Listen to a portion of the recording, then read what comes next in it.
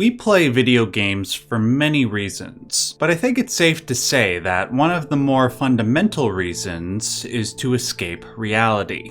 This is generally a normal, healthy thing to do. Sometimes we need to immerse ourselves in an exaggerated fantasy in order to blow off steam, to regain our physical and cognitive strength before we face the stresses of reality once again. The vast majority of gamers do this, and it's perfectly fine. But in an increasingly digitized world, the temptation to eschew reality and favor fantasy seems to be growing. This temptation could compound if the gamer finds it increasingly difficult to lead a meaningful life in reality, due to difficulties regarding employment, relationships, mental health, or an inability to see meaning in an increasingly nihilistic world. Given the state of affairs, one can easily lose sight of not only how miraculous life is, but how much more miraculous it can be if we choose to play a positive role in life's unfolding. And that goes for everybody. The uniquely immersive capabilities of video games could help reawaken people to all of this, but understandably, almost none exist. After all, the purpose of games is to keep people playing them, to keep people away from reality. The closest exceptions I could think of were The Sims and Journey, but The Sims lacks the spiritual sustenance that Journey provides, and Journey lacks The Sims' real-life setting. Up until recently, I wondered if a game could exist that tried to combine those two qualities into something that could enlighten that hypothetical disillusioned gamer. And the last place I expected to find it was in a game that released in 1995 on the Super Nintendo Entertainment System. I am talking about a game called Terranigma.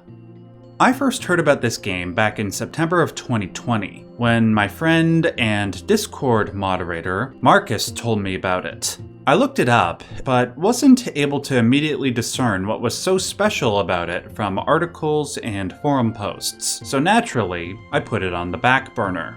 What made me decide to play it 3 years after first learning about it was when I watched a video titled Top 50 Video Games of All Time, made by one of my favorite YouTube channels, Resonant Arc. The creator of that list, Mike, put Terranigma at number 4. Though this courageous placement was enough to make me want to look into Terranigma again, it was the explanation for his choice that made me begin to obsess. The game apparently followed a character named Ark, who was tasked with trying to resurrect the Earth after some sort of cataclysm. His efforts of resurrection intertwine with familiar key events in Earth's evolution as well as human history. Everything from the birth of animal and plant life to the invention of life-changing technologies like phones and planes. The game would then frame these events in such a way to make the gamer reflect, specifically on the miraculous circumstances under which these events happened, and what part we, as individuals, play in that miracle. When I heard this, a single thought immediately sprang to mind. If Terranigma is that good, then why isn't it talked about more? Why did I never hear about it until only a few years ago?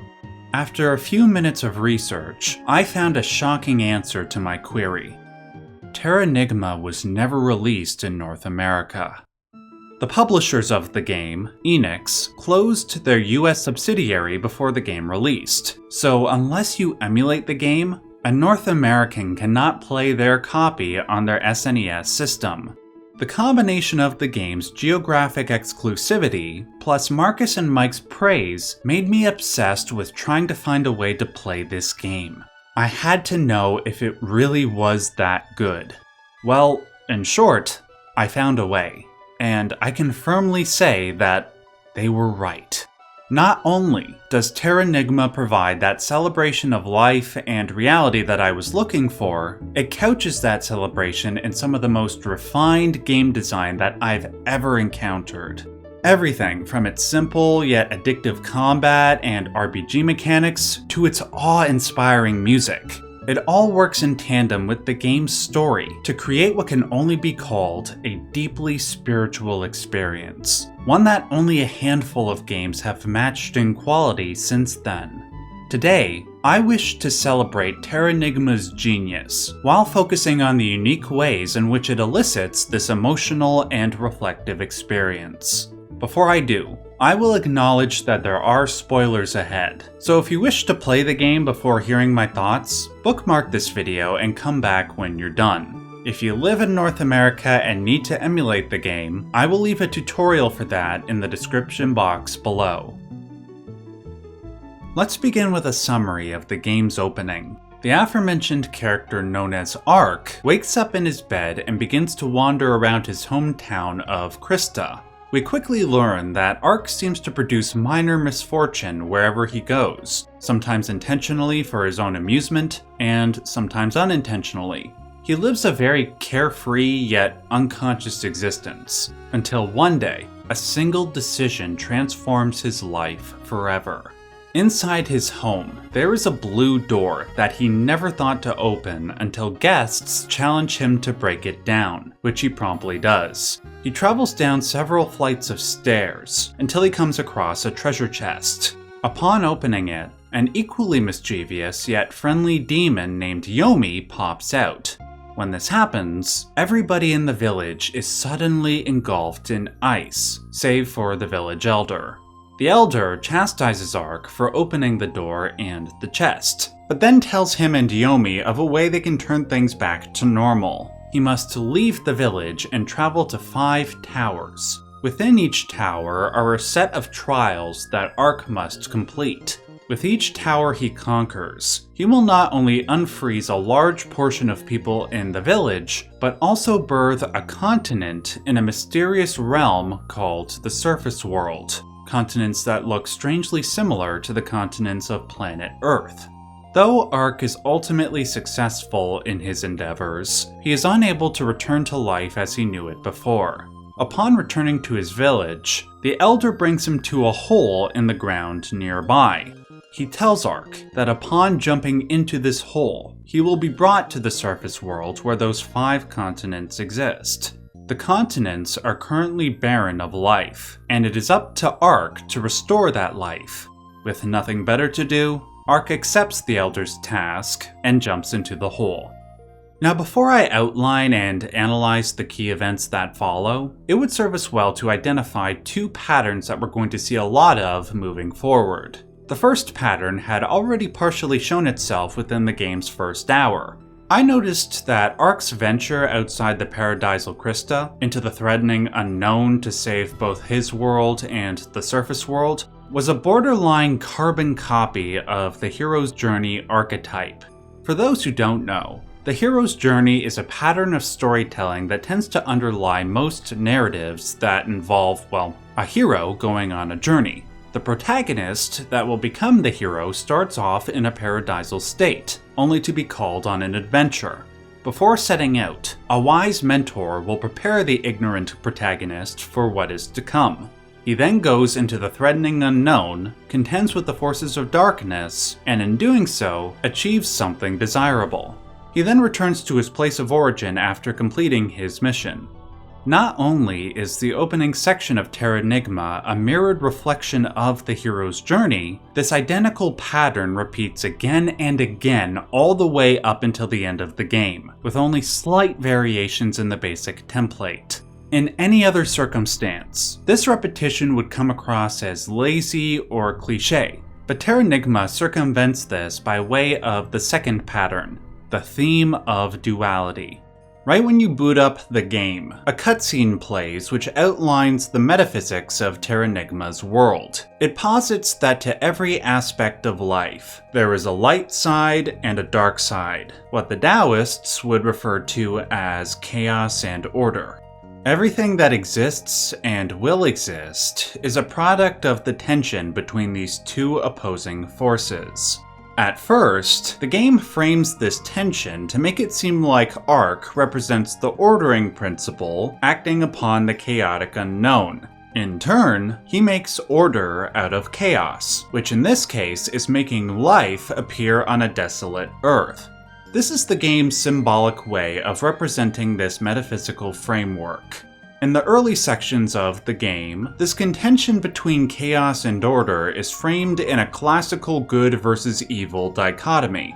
Ark defeats the bad guy, and this brings life to Earth.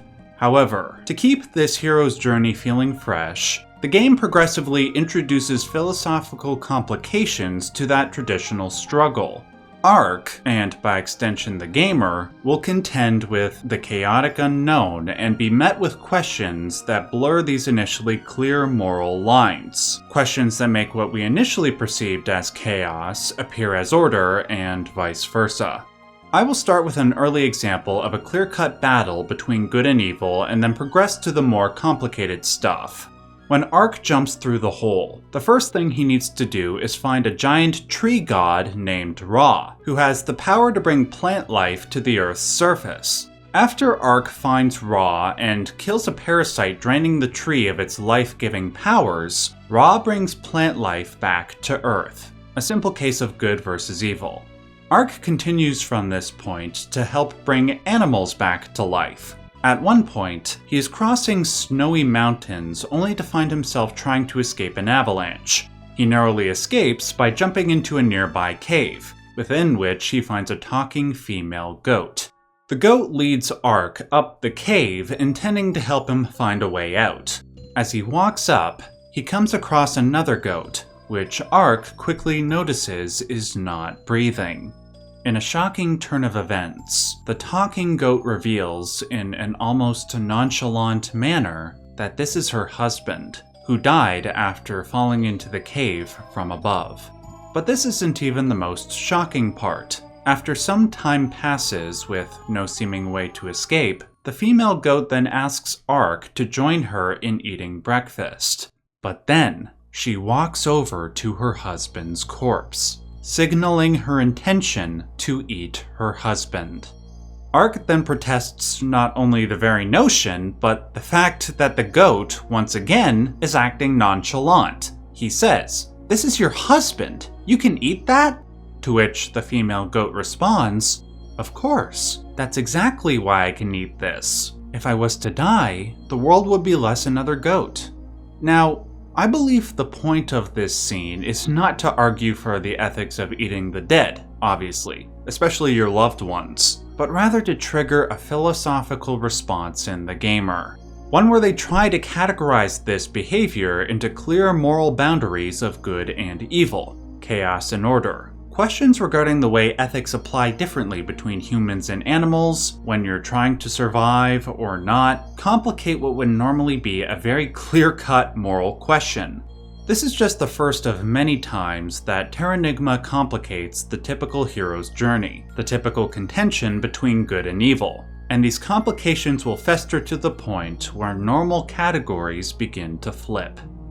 The most brilliant way that Terranigma does this is when it interweaves this debate over what is good and evil with the gameplay. And the best example of this comes with one of the coolest and most unique aspects of Terranigma, the city expansion quests. Eventually, the rebirth of the world will evolve to the point that humans come about, and societies begin to flourish. By completing side missions for various human NPCs, those cities will grow in size, with more businesses and thus more items that might help Ark on his quests. Now on the surface, the thought of helping humans flourish economically might seem like an obvious good, but everything gained comes with some sort of cost. If you expand the town known as Freedom, appropriately located in the United States, you can encounter a black market dealer who has kidnapped a giant kingbird and intends to sell him as a pet. Some added context you should hear is that you actually encounter this king of birds earlier on in the game, after you bring bird life back to the planet. Though you can free the bird by paying for him yourself, it will cost you a hefty 5,000 gems. Just as contending with nature can help build civilizations, it can also cause people to abuse nature for selfish gain. And to what extent one should allow the former despite the latter is not easily discernible. There are several other examples where something we might initially perceive as good or ordered could easily inverse and become the opposite. This happens enough that the gamer is in a consistent state of meditation over causes and effects, in the hopes that they may be the most positive cause and thereby produce the most positive effects. It must be said, by the way, that this meditation is aided in large part by the game's graphics and music. In regards to the latter category, Terranigma's music is composed in such a way to reflect that chaos-order dichotomy. Instead of creating a generic piece to generate excitement during a battle scene, or sadness during a sad scene, most of Terranigma's music has an offsetting element to it, to reflect that dualist theme. For example, when you first exit Ark's village and go out into the world, the music that plays has an epic, exciting quality, but also a threatening one. It's a contrast of a few piercing high notes against a variety of chaotic low notes. It's meant to inspire a feeling of awe at the unknown, for all the excitement it provides and also all of the potential threat. This overarching theme for Terranigma's music composition is consistent throughout the game, but it is at its most powerful during the scenes where life on Earth is reborn. The combination of these beautifully framed and colorful scenes with the meditative music coerces the gamer to think about the miracle of life, the battles between chaos and order that enabled it to progress, and most importantly, the individual roles we play in that progression. Regarding those roles, one of, if not the most beautiful message that Terranigma provides is that even though the size of our roles might differ, they all play an important part. Maybe you will become a world-changing inventor like Thomas Edison, whom Ark actually meets in the game. Or you will be someone who simply sells flowers on the street. But even doing something seemingly as insignificant as that could lead to a chain of events that can make multiple people's lives better. At this point, I might have made Terranigma out to be some sort of Pollyanna-esque tale about how beautiful life is. But even Terranigma realizes that beauty can only exist if there are equally ugly things to contrast against. Towards the end of the game, Ark learns why the Elder sent him on this quest to resurrect the world. He was meant to locate an ingenious scientist named Beruga, who survived the destruction of the previous world by sealing himself deep underground in cryogenic sleep. Elder wanted Ark to awaken Beruga so he could institute his vision of a perfect world, where all life he deemed as insignificant would be killed with a virus, and those who were significant would be made immortal. Though Ark tries to stop Beruga and his evil plan, he is quickly subdued by his robotic minions and injured to the point of near death. Elder appears to him, saying that his mission was fulfilled and that he may now pass away. Before dying, Ark despairs, thinking that his entire existence was predicated on carrying out Beruga's evil plan. It's a powerful moment, one that invokes humanity's collective anxiety over whether our actions have any true meaning. If there is any point in striving towards the good, when even the most powerful representative of good always seems to be met with a greater and more powerful evil. Though Ark is saved at the last moment by being conveniently teleported away, his future efforts of trying to stop Beruga actually do lead to his death. It's a brutal and stark contrast to all the beauty that we had witnessed in this game up until this point. It's a test of faith in whether or not somebody can embody good, embody the archetype of the hero so well that they can transcend all the worst aspects of life. In regards to Terranigma, it seems to express the belief that by choosing to not give in to despair and embrace good all the way to the end, one can conquer the seemingly insurmountable, including death. And herein lies the penultimate part of the hero's journey, the resurrection. For having embodied the archetypal hero, an entity known as Light Gaia, this game's embodiment of the concept of light and order, allows Ark to resurrect as a child. After being raised back into an adult, he finds and defeats not only Baruga, but Dark Gaia, the game's embodiment of the concept of darkness and chaos. In the end, Ark's commitment to embodying the archetype of the hero enabled him to embody the greatest good, defeat the greatest evil, and allow life on Earth to flourish for a virtual eternity. However, as I stated before, everything gained comes with some sort of cost. Ark learns that because he came from the underworld to the surface world, this effectively makes him a being of darkness and chaos. Now that Dark Gaia was gone, every dark being in the underworld, including Ark, would fade away. On his last day alive, Ark returns to the underworld, to his home village of Krista, and falls asleep in his bed. The last thing he does is dream he is a bird, soaring above the earth that he helped to create. As the end credits played out, I was upset, because I felt this ending went against what had been previously established. If Ark was the archetypal hero and had transcended death, surely he could find some way to transcend this. But then I remembered something that Light Gaia said to Ark before he fell asleep for the last time. He said that the souls of both Light Gaia and Dark Gaia, of both chaos and order, flowed within him. If this was true, then how could Ark be a purely dark being and thus need to die? Before I could further contemplate this question, the credits ended and a post-credit scene plays. A friend of Ark named Elle hears a knock at her front door. She rushes to open it, and the screen cuts to black. The question to be answered here, obviously, is whether or not Ark did come back to life. As for my opinion, I think, again, it comes down to a matter of faith. Can an individual embody the archetypal hero by conquering all the forces of order and chaos?